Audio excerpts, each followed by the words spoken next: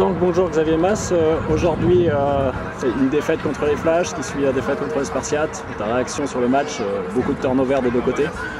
Ouais, beaucoup de turnover et on n'a pas été très présent sur les moments clés.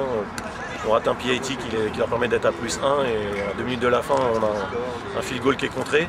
Si on le passe on est à +2 et il est contré et remonté jusqu'à nos 40, ce qui leur permet de marquer et d'avoir un écart de 7 points à la fin. Ouais, c'est frustrant parce qu'il y avait longtemps qu'on n'avait pas joué un match aussi intense sur la défense. Et ouais, donc c'est un peu frustrant de perdre aujourd'hui. Oui, c'est clair qu'en début d'année c'était plutôt l'attaque qui marquait. Là c'est vrai qu'aujourd'hui l'attaque a eu un peu plus de mal, mais alors la défense était très solide chez vous, quoi.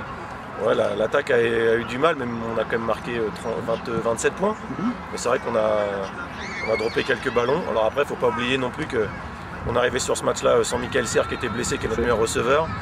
Sans Loïc Soutenard, notre centre qui est blessé, et on a dû passer le fullback en centre.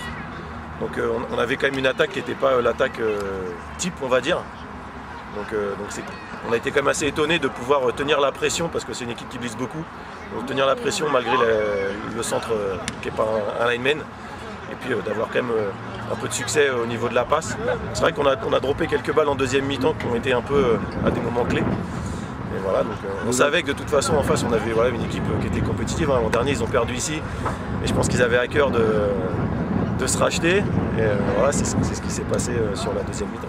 Bon, avec une interception qui vous fait mal vraiment sur la ligne, dans le but, le field goal qui est contré, qui fait encore plus mal. C'est vrai que ça s'est joué à pas grand chose quand même. C'est ça, mais c'est ce que j'ai dit à mes joueurs. On les a tenus sur tout le match, seulement il y a eu des moments clés où ils ont été plus présents que nous. Et on n'a pas été au même niveau sur toute la partie, quoi. Sur leur dernier drive, 3e et 1, on les tient.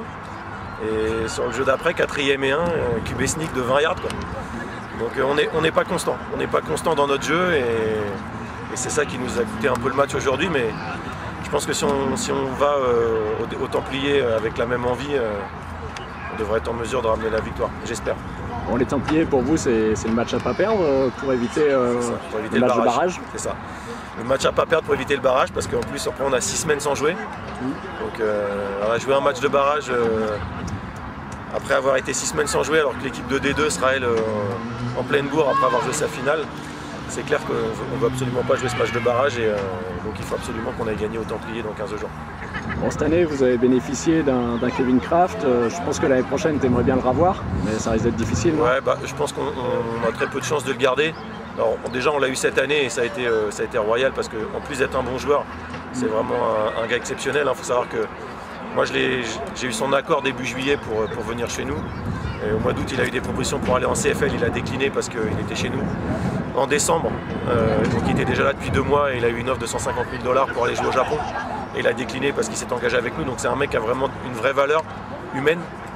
Et donc là il est attendu pour aller jouer normalement à Calgary en CFL dès la fin de saison. Donc je pense qu'on ne conservera pas pour l'année prochaine, mais je suis déjà sur des bonnes pistes pour avoir des QB de valeur équivalente, j'espère.